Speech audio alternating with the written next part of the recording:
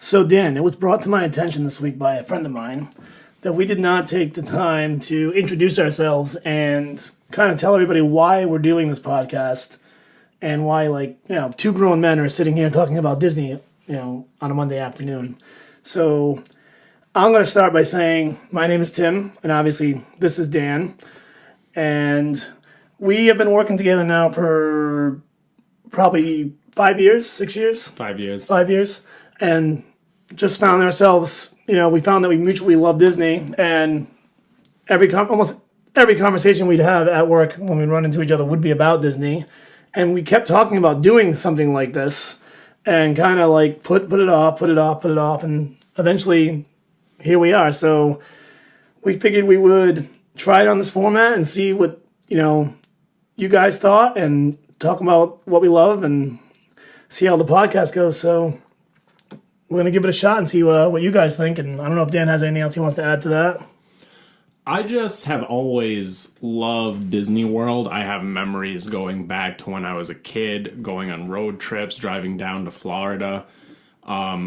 I think what really ignited it in me as an adult was probably around age 17. I found an old VHS tape recorded in Magic Kingdom during the 25th celebration with the cake castle all set up.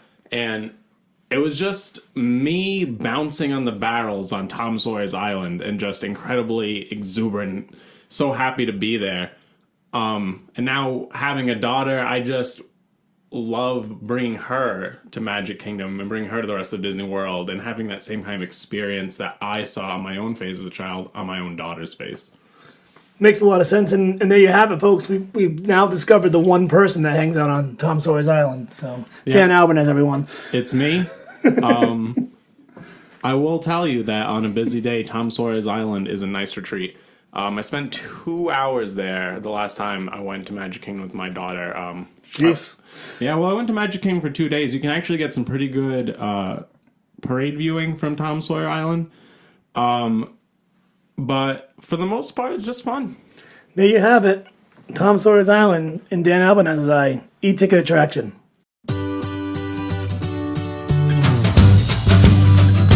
Good afternoon and hello, everyone. We are here now with our second take of our QuickDisTakes podcast. I am your host, Tim LeBeau, joined once again by Mr. Dan Albanese. And today we got a few things we want to discuss. We're going to start with the news. And how can we not, with Star Wars Galaxy Edge news just being thrown at us from every direction over the last 2 weeks. Obviously, last week we had gone over all the details that Disney had shared with us. But more exciting than that, we actually have release dates. May 31st for Disneyland and August 29th for Disney World. And it's got a lot of people excited. So we're going to talk about this for a bit and see where that takes us. So why, Dan, do you think Disney seemed to open these lands a little earlier than everyone anticipated? I think they always wanted Hollywood Studios to get this summer boost, but when they were saying fall, we were all kind of thinking that, by fall they meant fall, not August 29th.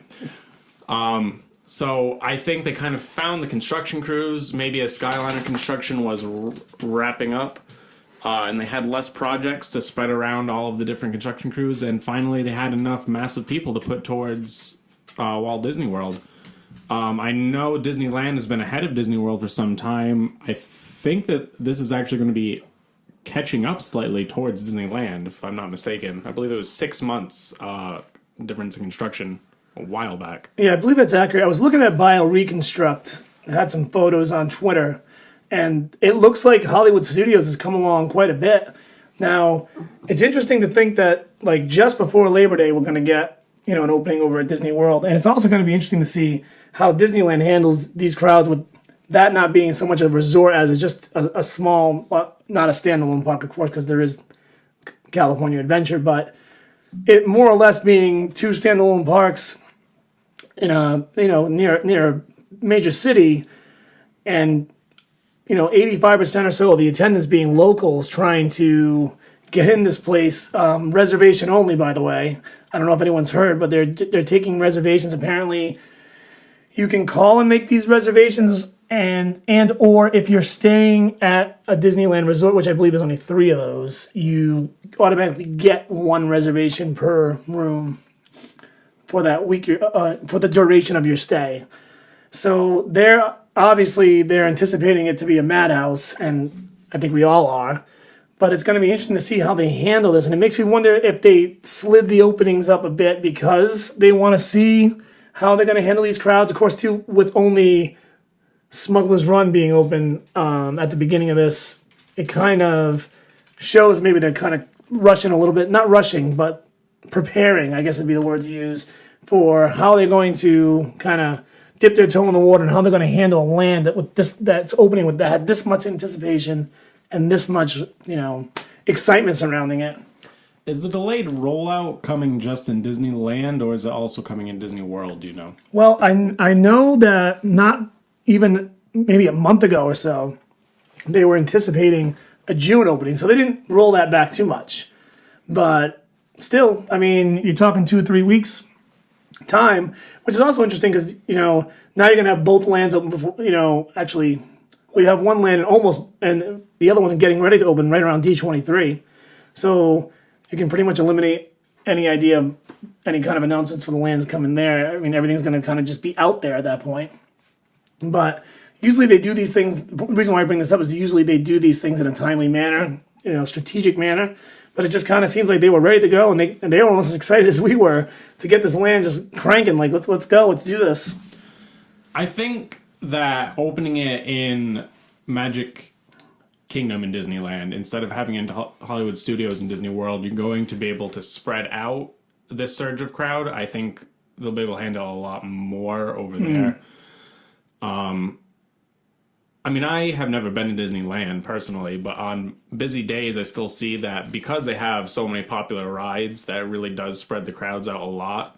Kind of the effect that you see in Magic Kingdom in Disney World as well, but to a greater extent just because they have so many more rides. I'm sure that for a very long time, the local traffic of LA is going to make Disneyland pretty crazy. Yeah, it's going to be absurd, I think. I obviously can't wait for the lands. I also can't wait to see how it all unfolds because they seem to be taking some interesting measures to handle these crowds, and I think they're on the right track.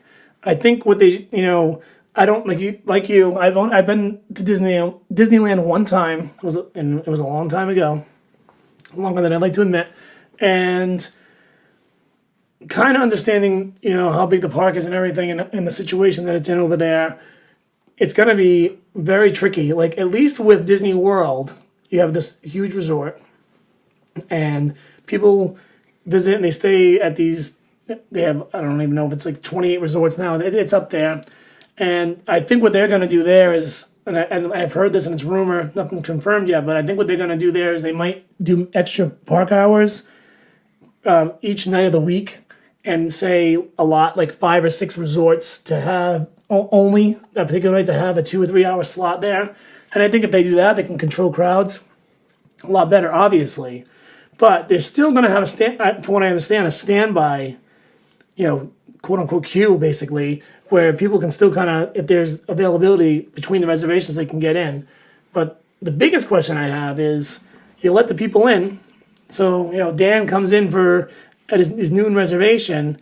Now, does Dan got to be out by 3 o'clock, 2 o'clock, 1 o'clock, 4 o'clock? Like, what is there going to be? There's going to have to be a time limit because there's going to be a whole nother group of people waiting to get in there. And obviously the land can only hold so many.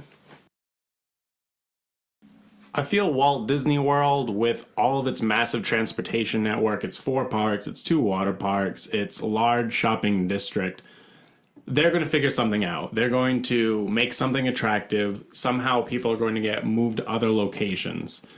Disneyland does not have any of that. They have a small shopping area that is, I would estimate, an eighth max the size of downtown Disney, with 2 parks and not much open space in between. It's going to create a huge headache both for Disney and for Greater Los Angeles. Never mind all the traffic that Disneyland already causes down there in Anaheim. They're going to be reaching capacity. I pretty much foresee DCA also reaching capacity almost every single day from overflowed crowds for at least the first month, Tim.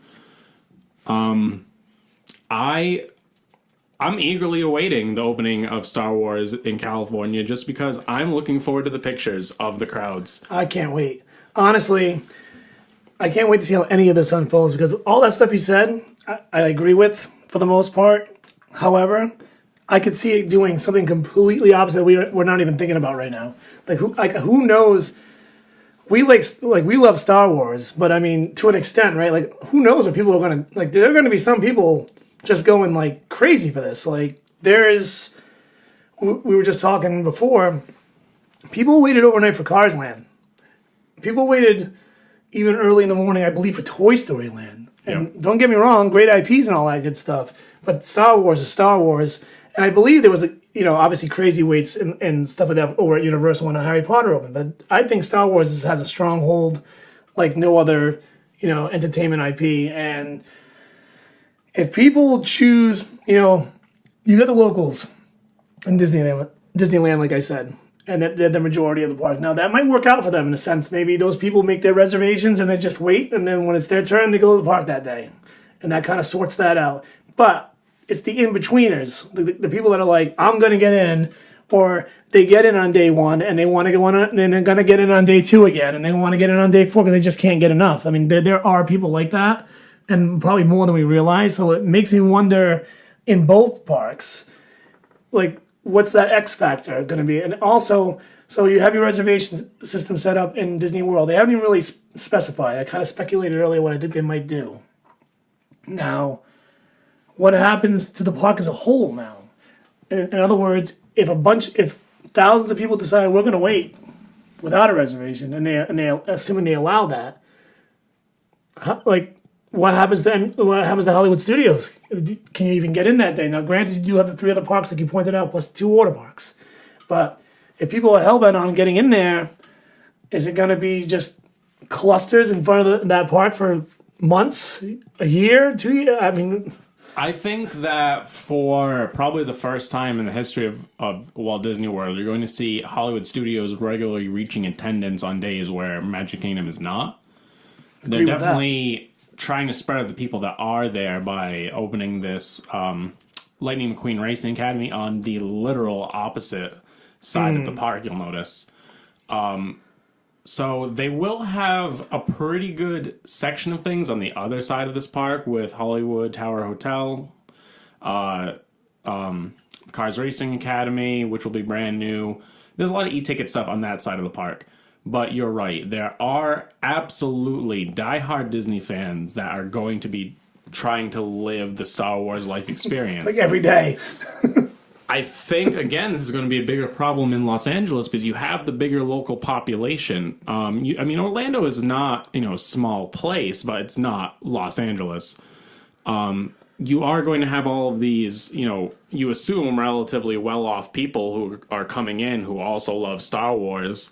But I think to a certain degree you can detract them. What you're really bringing up and what I think is a great point is there are Star Wars fans out there that have been Star Wars fans since 1977 and dress up in full movie authentic replica gear that want to live the Star Wars life. And Disney, is offering it. Not really so much to them as their purpose to the, the average consumer, but it's there. You know what I mean? They're going to flock to it. Los Angeles, Pandora for a year, I would say, was very unapproachable to most people. I think that they probably did a better job designing this than they did Pandora. Pandora was their first go. But still, over in California, it's going to be a long, long, long, long time before the entire Disneyland property looks anything like it did before the opening of Star Wars. I agree with all that. And honestly, it almost makes, when I think about it, I think to myself, when is this even going to stabilize? Like, it's hard to even envision when it's going to stabilize because people are going to, there's obviously so many people interested and they're going to come in waves. And if Pandora is unapproachable for a year, and I wouldn't call it unapproachable anymore, but still, you're still getting it. I mean, I was just there a few weeks back, and you're still looking at 210-minute wait times to get on Flight of Passage. Yep. Regularly over an hour for even the the boat ride. The boat ride. Like, what's going to happen in Star Wars land when, you can go build a lightsaber and a droid, and they get the food, and people are in full costume, and there's rumors that they might even let people dress up in Star Wars land as long as they buy the stuff that's there, but that's speculation. But if that happens, I can't even imagine like the cosplay that's going to go on there. If they do not have a Star Wars equivalent of the Bippity Boppity Boutique, Disney is letting me down, to be honest with you. It sounds like, from I read some stuff, it looks like that's what's going to happen. These people, I mean, it's cool. I love the idea of it. Don't get me wrong. Like, I'm not someone that will dress up, but I'm someone that will love the idea of people dressed up around me, like, take it all in. I am someone that will build my own lightsaber, that's for sure. And, like, just even the average fan like me, like, there's just going to be so many. It's going to be very interesting to see how it plays out. Actually, I'm going down on the 20th of September. Had no intention on obviously going to Star Wars. I didn't think that was even going to be a thing. I was actually had my fingers crossed that Mickey's and Minnie's Runaway Railway was going to be open at that point, and still fingers crossed for that. But now this is open, and I told my wife the other day, I'm like, I kind of, in my mind, thought to myself I might avoid the idea of Star Wars Land for a while. I'd take like a little break from Disney until then like literally the announcement comes in, and I'm like running down to my desk at work being like, yep, going. Good. I'm so glad I booked that. So glad I booked that before I knew. Like, I'll be there, and the heck with it. I'm going to deal with it. Hopefully I get my reservation, I get in, I can at least check out the one ride and maybe try some exotic popcorn or something, whatever the lines aren't. Whatever doesn't have a crazy line, who knows, how the reservation and how they're going to control the crowds there. But, I mean, I think everyone overall is pretty excited. Although I have, not to switch gears here, but I have heard from other podcasts and things I've been reading that people have actually canceled their reservation because they thought that they're not big into Star Wars over in Disney World, and they thought they were going to miss the bubble. And then come to find out, here comes Star Wars Land, and they're like, maybe not so much. I don't want to be there when it's that crazy, but I wonder how much. I mean, it's obviously going to affect the other three parks to some degree, because I think some people will, that are, avid fans but not crazy fans, might go and be like, all right, today's not the day. Let's go to Animal Kingdom. We'll try back tomorrow, so on and so forth. Yeah. So you're going to get that. But I wonder how, like, as a whole, especially early in the year, when I say in the year, I mean the Disney year, because the school starts late August, early September, if that's going to affect the crowds that much, or just specifically towards that area, because a lot of people don't go that time of year. It's usually a slow time of year for Disney. So that'll be interesting to see too. And it also makes me wonder if that's why they pushed the opening back to that time, because maybe it's a good, almost like beta to check out how that, how they can, how much control they actually have of these crowds. You know what I mean? Yeah, a lot of September and a lot of October is among the less busy times of the year, along with late January, early February. So I think that your timing guess is probably accurate.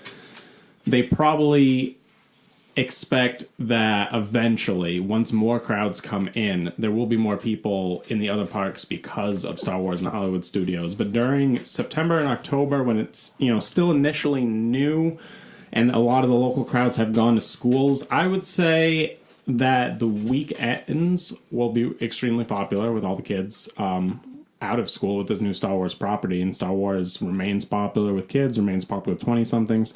But for most of the week, I think it's really only going to affect mostly Hollywood Studios in this early period. But come Christmas time, all bets are off. What do you think the wait times, would you guess? We have 3 e-ticket attractions opening Hollywood Studios around roughly the same time. But, 2 of them are Star Wars Land, 1 is Mickey and Minnie's. Well, here's the first thing that comes to my mind when you say that. 1, you got Mickey and Minnie's, which I do think is going to open before I get there September 20th. I think they're going to try to, you're talking about Lightning McQueen's thing. They're going to try to control crowds with that, which is good, because I feel like that's a pretty exciting attraction as well. But they're not opening up the Rise of the Resistance. So if they do that, say November, because they haven't given us a date yet, but I have to assume the original idea of it opening November is probably where they're going to, focus getting the entire land open for. It's almost like it's reopening again because now here comes the Rise of the Resistance, which looks like, I mean, Smuggler's Run's obviously an e-ticket attraction, but I think Rise of the Resistance is probably the more desirable of the two. Who knows? I mean, I've heard different opinions on this. I would agree. It looks like to me, it looks like the more interesting ride. Yeah, it looks more intricate. I've heard rumors it's going to be 28 minutes, 32 minutes. I don't know. No one knows. But either way, that's going to open. You're going to generate another revival of interest. Not that it would have gone away by that time anyway. But the Christmas season's crazy in Disney anyway. I can't even, like, it's hard to even imagine what this is going to be like for, like, crowd capacity in that particular park or the resorts in general. Like I said, is the whole resort going to be mayhem? And the whole resort's generally mayhem in Christmas anyway. So I guess the answer to that in that time frame is yes. But I don't think Disney's going to see. I mean, it has steadily not seen a quote unquote slow time over the last few years anyway. Now I think it's just going to be crazy busy or steady busy to crazy busy constantly for the foreseeable future. Yeah, they're grabbing these IPs and trying to bring them more to the parks to generate a constant interest year round. Star Wars is definitely going to do that. Eventually, Marvel will do that as well. This phased rollout, though, I think is to cushion. You're right. There'll be a 2 rollout period, and you're going to have local guests and people who can going earlier on to experience the land and experience the ride, and then people will probably figure, I'll come back at a second point later to do the second ride. But I'll experience the land, I'll get it in, I'll have the first ride. Exactly, and check out the theming and the food and all that good stuff and just get a sense of the land.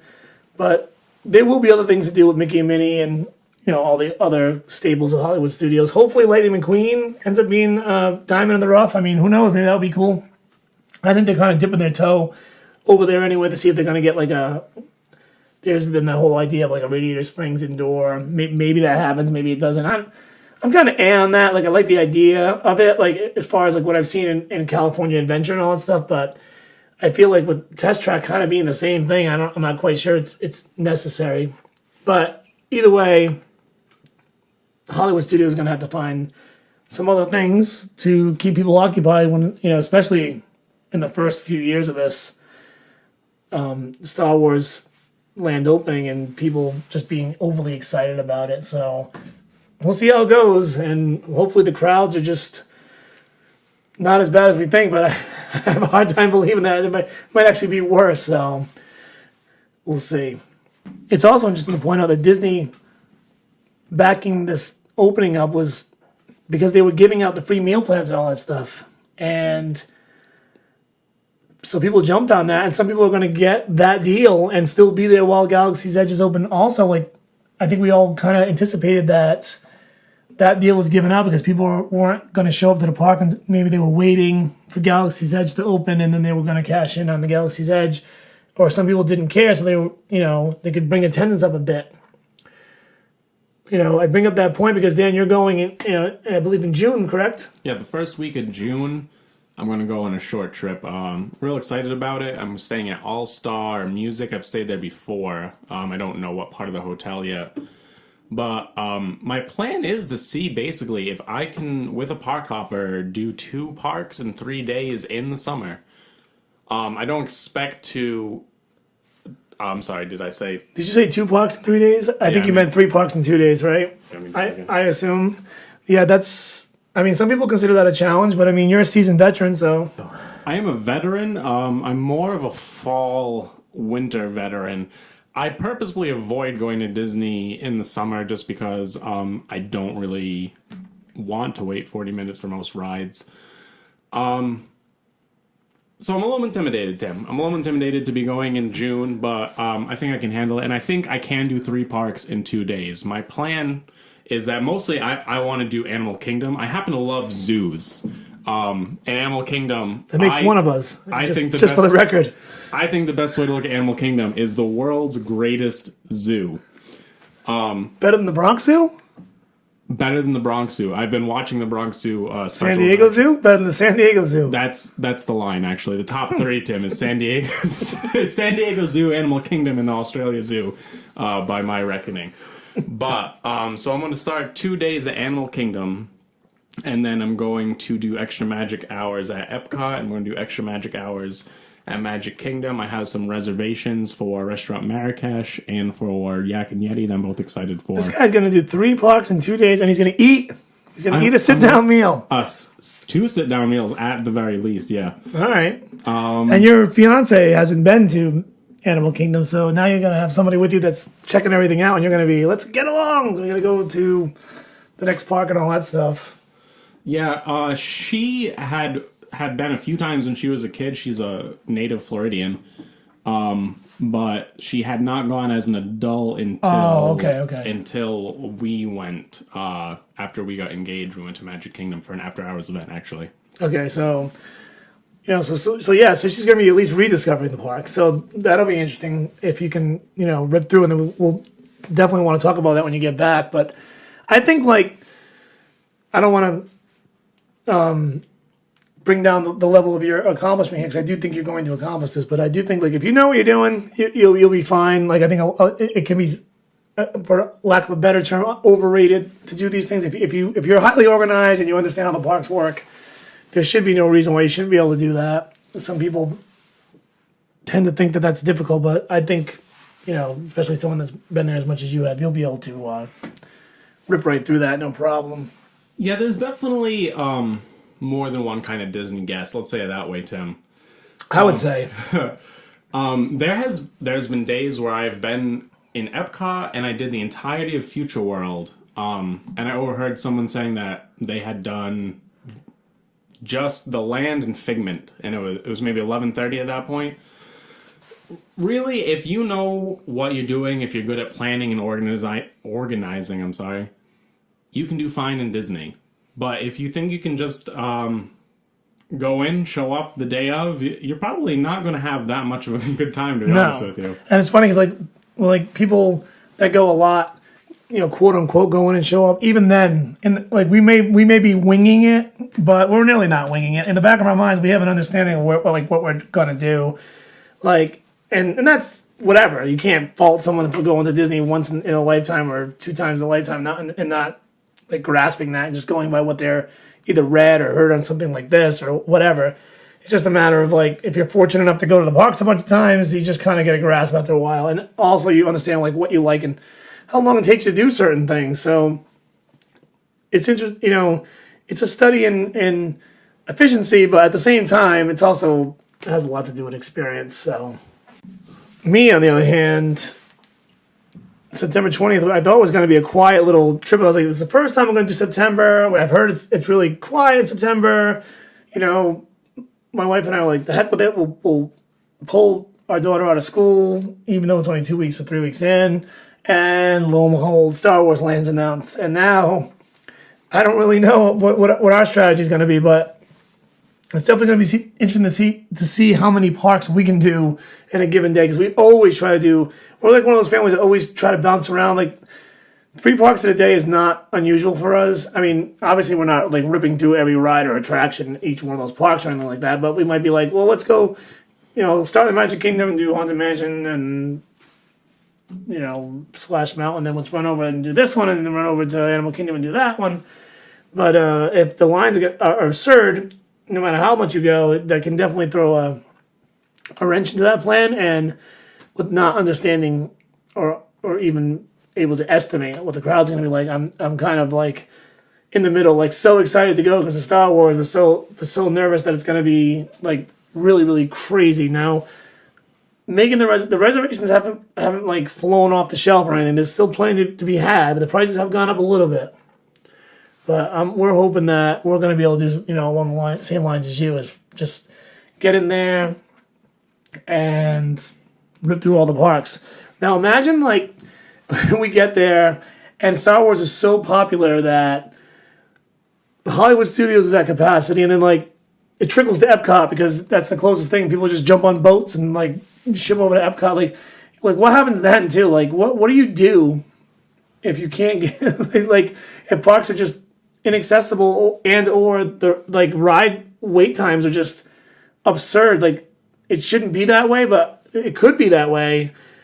Now there's something that I've never experienced. I think you mentioned one time you had been when Magic Kingdom was at capacity. Yeah, let me just first say that you're right. You're much more experienced at park hopping than me. I have never park hopped at all, which is why I think it's a little intimidating. So is this the first time you've got a park hopper? This is the first time I've ever park hopped. Oh, okay. You're gonna then, and this is also the last time you've never park hopped because once this happens, it's done. I think. I was at Hollywood Studios New Year's Eve several years ago, and Magic Kingdom did hit capacity that day.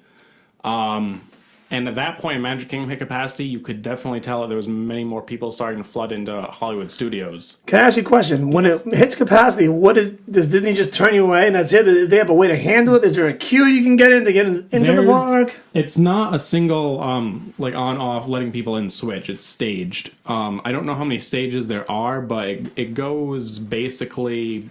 I think annual pass holders come first. Oh, Then multi-day, or they'll stop selling tickets at the door and then they will stop letting people multi-day off property in, and then multi-day on property. So they prioritize the pass holder over, say, the family from Brazil that's on a once-in-a-lifetime trip? No. The pass holder, I think, is the first person of the first round that gets not let into the park. Oh, this person that does not get let into the park. Right. That makes more sense. Okay. That's interesting. But is there a queue? Like, do people bunch up in a certain area, and are they waiting to get in, or do they just? I don't know. I would imagine that there's definitely some. So I'm assuming you just turned away, and then you were like, "I'm out of here. I'm going to Epcot." Yeah.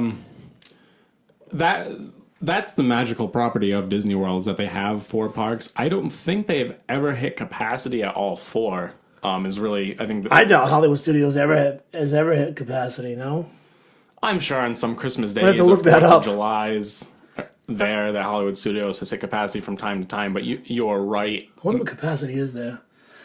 I'll have to look that up as we're talking about it. But that's interesting to think, because like we go down and like if I had to go one time and like I couldn't get into Magic Kingdom, I would say, all right, this sucks, but I'll go somewhere else. But imagine going on that once-in-a-lifetime trip or whatever, putting your money together for years, and then you can't get into the Magic Kingdom on, Christmas week or whatever, time you chose. No matter when it was, it would just be annoying, I would imagine. For that once-in-a-lifetime person, I think Disney is kind of going to be a little bit generous in this period with the opening. I think they're going to have a lot of complaints. I think they're going to be giving out a lot of free things, but, as an experienced Disney person, as someone who likes to go to Disney a lot, when I hear Hollywood Studios has hit capacity, and are you saying Magic Kingdom hit capacity too? I mean, I would just go to Disney Springs at that point, personally. Yeah, it would get to the point where, when do you give up? You know what I mean? You have plans. Here's another thing. What happens when you have a dining reservation and you can't get in the park? I think they'll still let you in at that point. Maybe you can prove it, and maybe they'll make an exception, almost like in the morning when you have beer guest reservations. And like I said, that I think they'll make an exception for you if you're a pass holder or whatever, and pass holders are not being let in. I'm sure they'll let you in because, like I said, there's stages, so they're not at the legal park capacity generally at any given point. So there's still room for you to go in. But and not to interrupt you, but I'm looking at this. So the Magic Kingdom has a capacity of 100,000 guests. And Hollywood Studios has a capacity, or at least an estimated capacity of 75,000.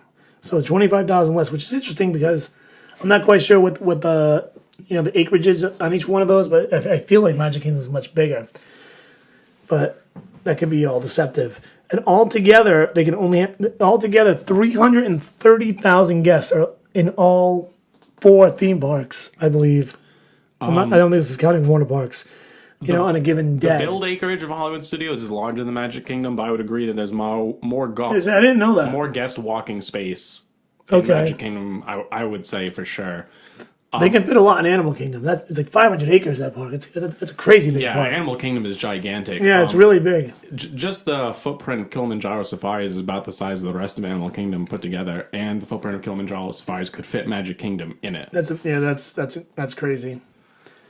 But that's all interesting, and it will be interesting to see the contrast between the two visits, because obviously you're going in June, and you might get lucky. You might get a thinner crowd because of the opening now. And I got a feeling that I'm lucky in the sense of Star Wars, but I'm going to be unlucky in the sense of crowds. But I'm willing to brave it. If I can get one ride on Smuggler's Run, it's worth it to me. So we'll see how all that goes, and we'll get back to you guys on that part. But one thing I'm interested to see on this next trip is theming-wise. Now, you hear all this stuff about Star Wars, but Disney's been doing this theming thing for a long time. They're pretty good at it.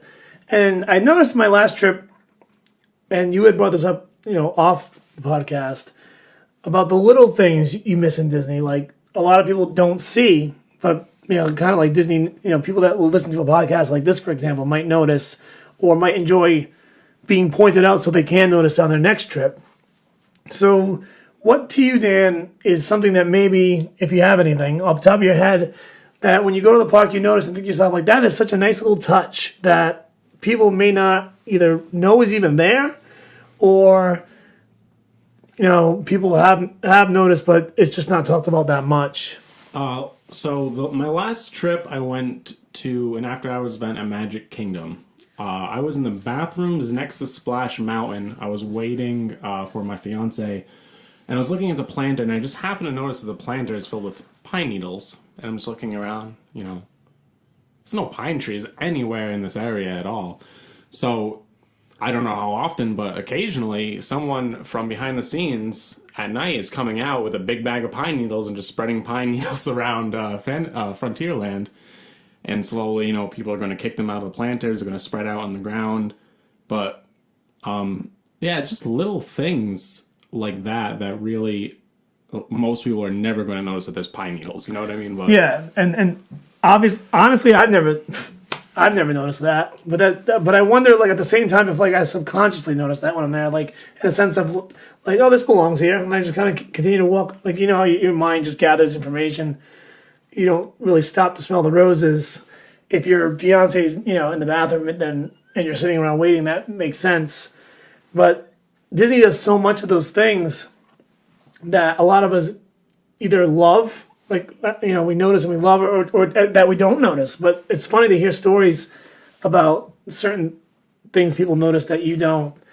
And as these lands get built, like, you expect certain things. So you go to Pandora and you're like, bioluminescent lights.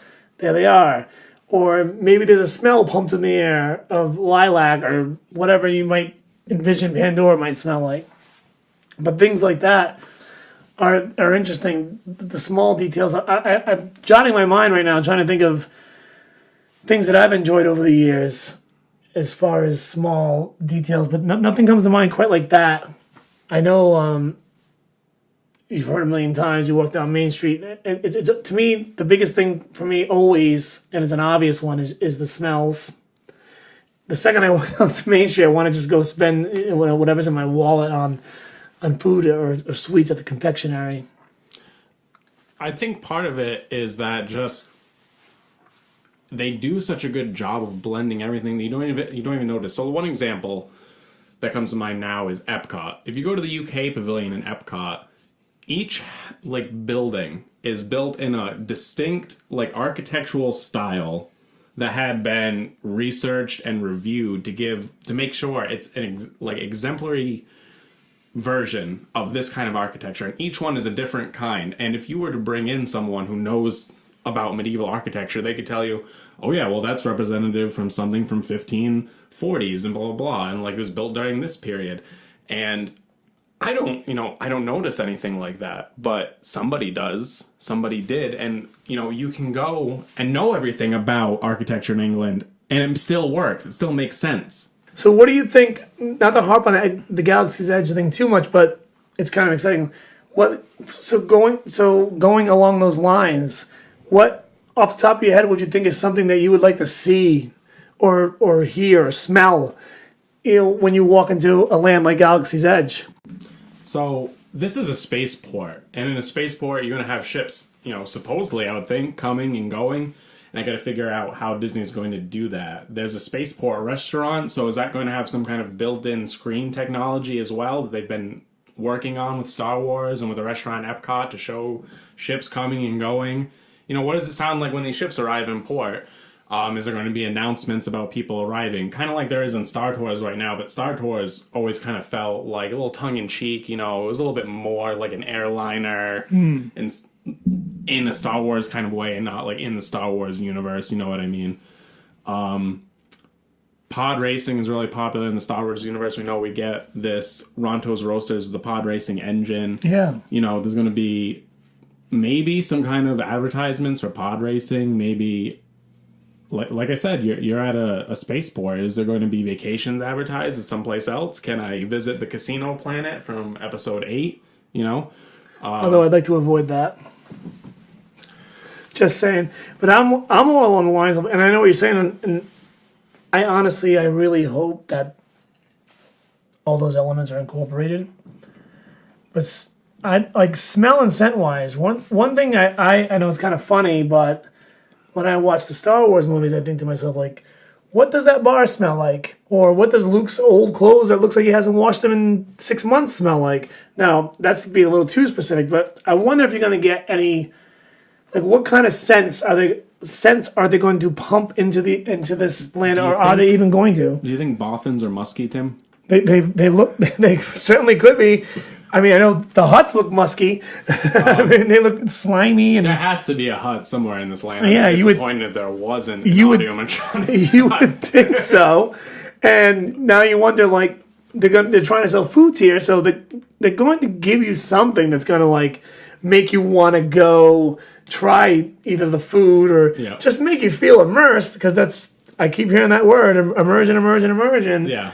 So it's just, I think, so many ways they could go with this, and I hope it gets down to almost to the point where I'm in, the little area where you shop, and there's scents there that pertain to where you shop, and there's scents in the restaurants that pertain, other than the obvious smells coming out of the kitchen, that pertain to that restaurant, and maybe even an alien animatronic has a certain smell. I don't know if they'll look at it that much, but something like that. I can see maybe some kind of like maintenance bay area. I don't think this will be near the restaurant, for example, but in terms of theming smells, I think maybe they could have some oil smells around that area. Maybe some droids are being repaired that you can interact with. You have to think what is going to be in a spaceport. So things break, they got to be fixed. There has to be some kind of commerce, because people are coming there to trade, people coming there to eat. Do you think droids smell oily? Like, do you get an oily smell from a droid? A smoky smell? Maybe the droid's not running properly, so you get, like, that smell you get when a car is low on oil and the hood's smoking a little bit, or something like that. Things like, it just makes you wonder where they're going to go with this, or if they're even going to go in this direction. But those things, I think the average fan kind of, whether we want to admit it or not, in the back of our minds, we watch a movie like that, think to ourselves, like, subconsciously, like, what's that smell like? Or the brain's always moving in those directions. So imagine a little area like set up that is running diagnostics on astromech droids, and the astromech droid is set up in there, and you press a button that says run diagnostic, and it runs the audio track of R2 going, and the droid bounces back and forth in its little container, and a puff of smoke comes out, and you smell oil or something. That'd be good. Or, like, Chewbacca can't smell good, right? Like, you meet him in the... His hair looks very well taken care of. Yeah, all right, so maybe we'll give Chewie the benefit of the doubt, because he hangs out with Han, and maybe he's he's taking care of himself better than the average Wookiee or the average alien. Their hygiene obviously varies, in cultures on Earth, never mind cultures on other planets.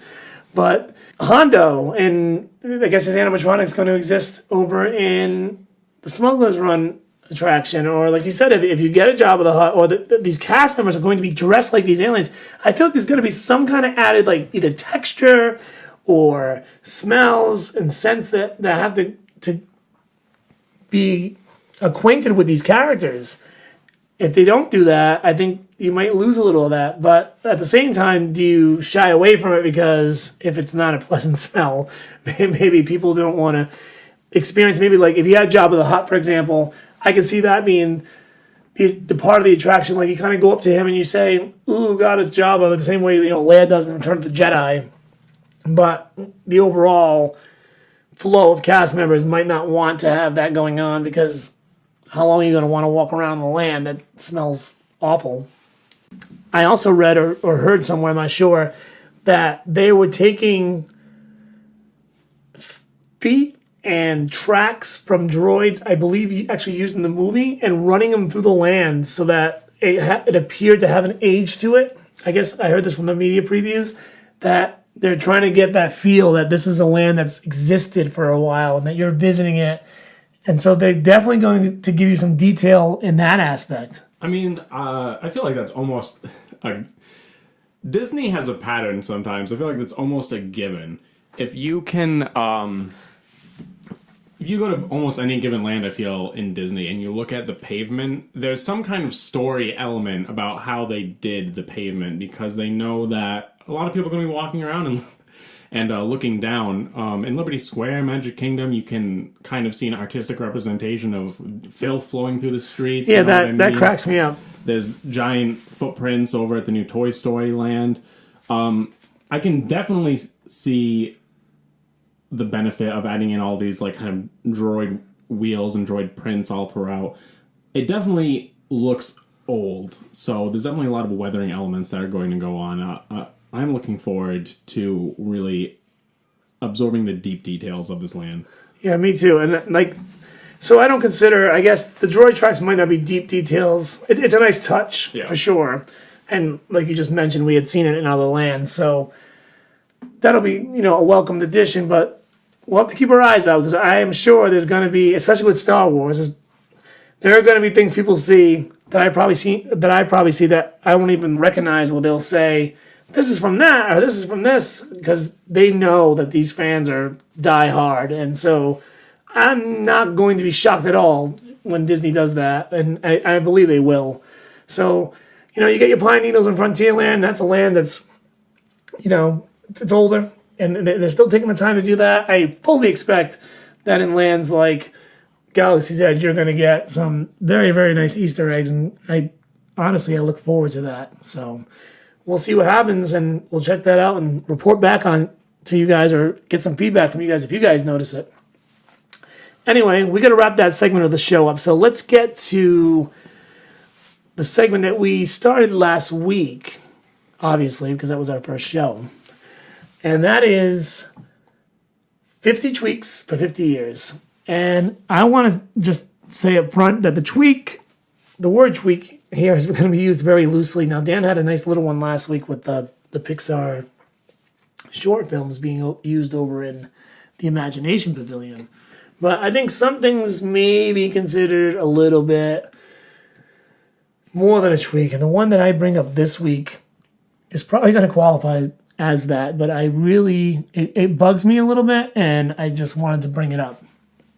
And disclaimer, this is not going to happen before the 50th anniversary, but for the fun and sake of the conversation, we'll talk about it. And that is Peter Pan's Flight. E-ticket attraction. Dan proclaimed e-ticket attraction. And it is, because if you are ever gifted for a complaint or anything, a fast pass, you're not going to, this ride is an exception. So it falls under the category of Seven Dwarfs Mine Train, Frozen, etc. But if anyone has watched or been on, and if you haven't, I encourage you to, the Shanghai version of Peter Pan's Flight, then you know exactly what I'm talking about when I bring this up. That ride is such a cut above what we have in Disney World right now. Actually, I'll even say this. The Disneyland version, which is older, is now better after their overhaul. But I'm talking more towards the Shanghai end of things. And that is We need that in Disney World. And I don't know the details. Ride system, track system, size of the attraction. But in some way, shape, or form, Disney needs to implement what they've done over there in that park into this one for the generations to come. I mean, I don't know how much longer. I know my daughter's borderline at 6 years old likes it, but she's borderline bored of the idea. I mean, the animatronics they're not even animatronics. They don't even move. I love the ride, don't get me wrong, and people do, but I mean, you've seen what they've done over there. Can we bring it over here? What I've been into lately, actually, has been watching the different versions of the same ride that exists at different versions of Magic Kingdom. The version of Peter Pan's Flight at Walt Disney World is the worst version of Peter Pan's Flight. Which makes no sense. Yeah, Disney World is often given short change just because they know people are going to go. You know what I mean? They definitely need some kind of update. I would say a massive overhaul of that ride is due. I would say replace all of the audio animatronics off the bat. That's what you even want to call them. The statues with paint on them. The ride is an e-ticket attraction just because of how long the lines are, what the demand is. But, I mean, in the world of Disney dark rides, it's pretty good. It's not that great. I would say there's not enough separation between scenes. I would say it's short. It's very short. I think it's the shortest ride on the property, if I'm not mistaken, as far as dark rides, but I'm not positive. I would like to see Disney shut down the ride for a long period of time and do a massive major overhaul. Yes. Especially given how long the rides are for Peter Pan, that so many people want to go on this ride. It is a headline attraction for Disney World. It's always going to be just because of the nature of the ride, that it's going to have these massive lines. Maybe in this refurbishment, you add bigger boats and the lines go down as well. Well, that's another thing I was going to say is it an e-ticket attraction if it had the ride capacity of, say, Pirates of the Caribbean? Or would we be waiting 60 minutes to go on this ride if that was the case? Or would it just be down to 25, 30 minutes? I don't know how much you can do to improve the ride capacity because I don't think you could double the size of the vehicle. No, I'm not saying that, but I'm just saying if it were, hypothetically, would it be as quote-unquote popular if they were pumping people through this thing? No, by no means. Even on a busy day, until a little bit far into the day, Pirates of the Caribbean, you can still get on in a 20-minute wait, like almost every given day. If it had an actual similar ride capacity to other dark rides, no. Nowhere near that line. Exactly. I don't think that's going to happen. It just, you would have to literally rebuild the ride from the bottom up to do that. Well, the first thing I want to point out, and not to interrupt, but if you look at the Shanghai ride, right off the get-go, you got 2 rows on the boats. So you're fitting up to 6 people, 4 adults, 2 kids, somewhere in that ballpark. So you're getting double capacity there. Now, I don't know if, the track system can handle the weight or any of those specs, but I'm sure they can figure that out. I mean, really, it's Disney. But with the projections and the way that everything is presented in that ride, it makes it, and not only that, actually, what they did to the queue. Now you go through this queue. Yeah. It's interactive. It's up to date. Well, no, maybe interactive is not the word I want to use, but it's certainly up to date, and it has a lot of cool features. And then you get on this ride, which don't get me wrong, it's classic, but it could be. I mean, once you see what it can be, it's hard to digest the idea that this is what we're going to have for the next 10 years. Yeah, I think they shot themselves in the foot with the update to the line. I went through the updated line for the first time. It's awesome. On my most recent trip. I thought it was excellent. I thought that with the addition of the line, I felt like it's kind of worthy. It's good. You know what I mean? But if I was on Disney on a regular day and I didn't get a fast pass, I'm never, ever, ever going to try to get on Peter Pan's Flight. I think you could cut it down. I think you could get wait times generally at an hour or less with an update to the system to hold more riders. But at that point, I think you're going to drive crowds down because there's not going to be the buzz around it because it's not that good. It's old. It needs the updates. You're absolutely right. Just and the glow. I don't know what the techniques that they use are, but just it just seems gaudy as well. Just the glowing. Yeah, it's almost like blacklight, Yeah. like technology. Like if you look at the Shanghai version, and this is what makes me like think about what this could be, because they use a lot of projections in the Shanghai, of course, alongside of better technology. But just the projections alone, and they kind of did this at Disneyland. Just bring that up to snuff a little bit, but get that there so the ride moves a little more in the sense of storytelling. This ride at Disney World is once again, obviously it's classic. You know, you're hanging from the top, like you're flying over into Neverland. That's all unique and cool, and it's been unique since it opened. You know, originally in 1955, but I don't know. I don't know. Like you said, I waited in that queue specifically because I'm a Disney dork and I wanted to see what the queue looked like. Right. But I'm not waiting in that line 75 minutes to get on a ride that's, I want to say, just a little over 2. I wouldn't. I would say a little under 2 to be honest. Might be. Well, I'm going. You know, let's factor in the almost guaranteed breakdown you're going to have somewhere in between when you start and finish, because whether you're talking about this ride or Ariel. I don't know if I've ever ridden Ariel without a slowdown. Well, yeah, that's the same thing. But at least it's Omni. You know, they're both Omnivore style, so that helps a little. But the other thing is, like, Peter Pan's not great with handicap accessibility too, so they have to just stop it constantly for that, and that's understandable. But they could probably work on that aspect of it as well.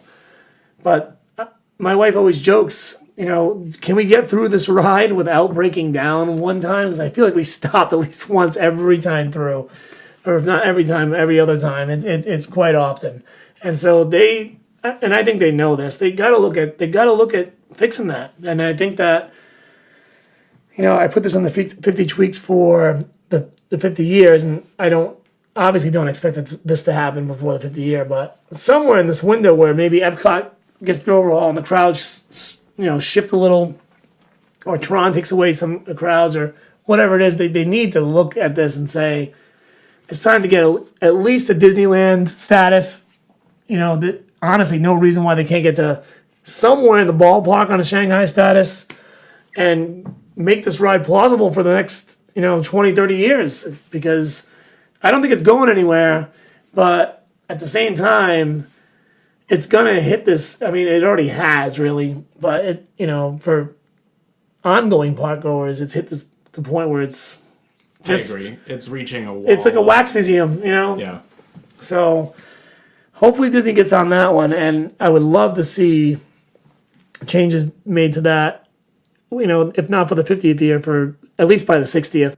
And we'll keep our fingers crossed. But with that said, we're going to move on to our last segment, which is underrated or overrated. What is underrated and or overrated in the parks?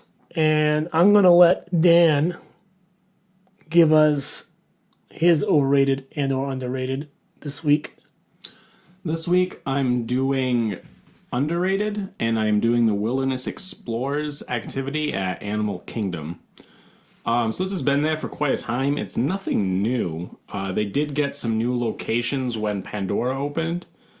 How it basically works is they have a main headquarters on the Oasis Bridge in Animal Kingdom, but you can visit any location, and you get a booklet that's filled with little lessons, little facts and tidbits about animals, about plants, trying to advance the purpose of Animal Kingdom to conserve animals. And so you have about 30 of these locations scattered around Animal Kingdom. And I did some of them on my last visit to Animal Kingdom, and I had a lot of fun doing it. You get stickers, that's great for the kids, and all of the people know a lot about what they're talking about. There's a lot of them focused around the trails, Gorilla Falls and Maharaja Jungle Trek. But you can find them in some other locations as well, and there's locations about paleontology, there's locations about botany in Pandora, and I think it does an excellent job of making fun Animal Kingdom's kind of animal-inspired purpose. See, this is an interesting one, too, because I've been to Disney a bunch of times in my life, and I've never experienced this. So this brings up, this is good. People, I'm sure I'm not alone on this, saying that this is something that people haven't seen, and this is kind of an extra activity that people have to inquire about. It's not, I don't mind. I'm sure it's maybe on the park guide or something, but it's on the guide. It's in the app. It's free. I should mention it costs nothing. You get the booklet, and you're going to get a sticker for each place that you visit. So it's very similar to almost kind of like the passport book that they do for the kids. Yeah, it's a similar kind of like free activity. That's one of my favorite things about Disney overall is all these like free activities that not a lot of people know about. But they're pretty in depth. They are. I have Sorcerers in the Magic Kingdom cards. I've never done. I've been dying to do that, by the way, but I haven't gotten. Every time I go, I'm like, I'm gonna get the Sorcerers of Magic Kingdom, and I never do it. It's definitely worth just stopping in to get a pack. Just to get the pack. Yeah, collect them. There's another one in Adventureland, where you can solve pirate maps and get a fast pass.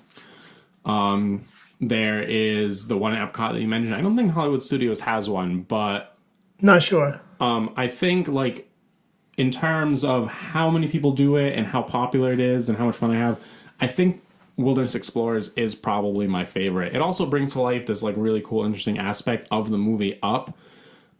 Disney has been trying to push Up more recently in Animal Kingdom, but I feel like Up is not really a super beloved IP, but it's one that I certainly really like. So I'm happy to do Wilderness Explorers. I'm happy to see Kevin in the parks. Now, I'm not so sure about this new bird show, but... Yeah, I'm not either. I haven't seen it even on a YouTube video yet, but I heard that Kevin is walking around the park now, and I guess it's a pretty cool meet and greet character. It's actually not even a meet and greet, it's a walk around character, I believe. Yeah, as far as I understand, he walks around. But the great part to me about Wilderness Explorers is how it makes Animal Kingdom, like I said, the world's greatest zoo. I don't think I've ever been to a zoo that would just have, at any given time, like I said, there's 30 stops or so. So you have probably 60 experts just waiting around to tell you everything they know about gorillas or about biology or plants. If you go to one that's over on all the trails near the Tree of Life, there was no one in this area. I couldn't see another park guest around, but there was two Wilderness Explorers just hanging out with a couple of tarantulas to tell me about arachnids. It's a great activity, especially during busier times when the rides have long lines. I don't really think I've ever seen a lot of people doing this. So I'm just happy that, personally, Disney's never taken it away, because it seems the kind of thing for Disney to do, to see that no one is really doing this extra activity that they think kind of pertains to the mission of the park and take it away. So I'm happy they've kept it around. It's a great activity for busy periods. It's a great activity if you're going on longer trips, and kids love it. People go to Disney with this expectation that I need to milk the most fun as I can out of the time that I have, and you're not going to have a great time. It's hot. Things aren't going to work the way that you expected. I've seen way too many meltdowns because things didn't go the perfect way. So to have these activities that you can fill up either extremely busy days or days that you just have extra, and you can do this fun thing as a family, you know what I mean? And it's educational, but it's not in-your-face educational like some people get upset about. Yeah, I see what you mean, and I'm thinking, I'm definitely going to check that out next time. So, that's a good one. That's one I would have. I'm not even quite sure I knew it even existed, honestly. So, if you guys are out there listening, give it a try. Dan recommends it, and see what you think about it, and give us some feedback if you do, or give us some feedback if you already have, and see if you tell me whether or not you agree with Dan's opinion on that one or not. You can post questions or comments on our YouTube page in the comments below, or hit me up on Twitter at the backside of W1, or you can hit Dan up on Twitter at Ozymandias. That's OZYTHEMANDIS. And soon we're going to have an Instagram ready that's going to be QuickDisTakes as well. All right, so that's going to be it for this week's show. Dan, do you have any upcoming projects that we can look forward to on the channel coming up soon? I'm going to make a video about New Fantasyland. It's going to start when it opened as Mickey's Birthday Land in 1988, and then I'm going to go through the changes that the land has been through, what's there now, and how we got where we are. Cool, we look forward to that. I have a video coming out this week I've been working on for quite some time. Maelstrom versus Frozen debate and whether or not Frozen actually belongs in the Norway Pavilion in Epcot. I know it sparked a lot of debate when it was announced in 2014, and I kind of had a little bit of fun delving into that and giving my, without a spoiler, semi-unpopular opinion. Also, don't forget to subscribe to our YouTube page, QuickDisTakes, and sign up for the alerts. We will be posting videos periodically on tips and tricks around the Disney resort and things that will be helpful to your next Disney trip. So with that said, that is the end of our show, and we'll see you next week. Dan, you want to sign us off? And from all of us at QuickDisTakes, we hope you have a magical rest of your week.